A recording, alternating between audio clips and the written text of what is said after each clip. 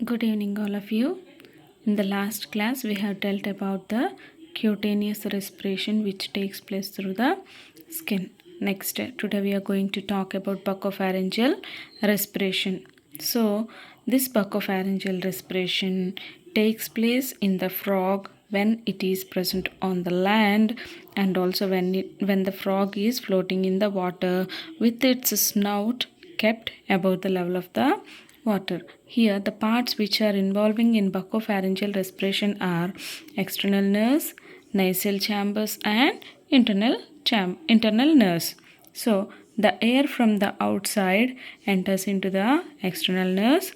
From there, it goes into the nasal chambers. From the nasal chambers, it moves into the internal nerves.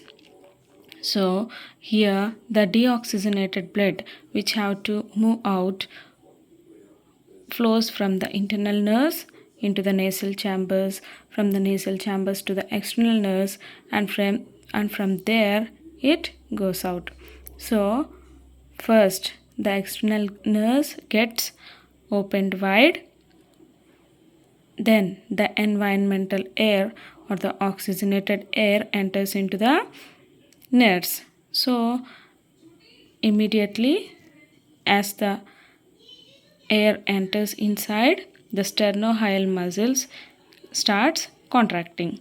So when the sternohyal muscles gets contracted, the floor of the buccal cavity gets lowered, which results in the increase of the space of the buccal cavity. And as the space of the buccal cavity increases, the pressure gets reduced. So here the oxygenated air enters into the buccal cavity. There the exchange of the gases takes place. The oxygen which is present in the air diffuses into the cells. From the cells it goes into the body parts.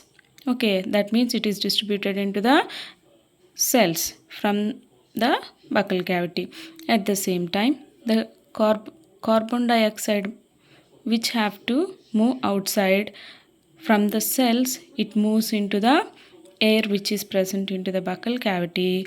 From there, immediately as the carbon dioxide mixed air, from there the air which is mixed with the carbon dioxide have to come out. So at that time, the pectoral muscles gets contracted, which results in the raise of the buccal cavity.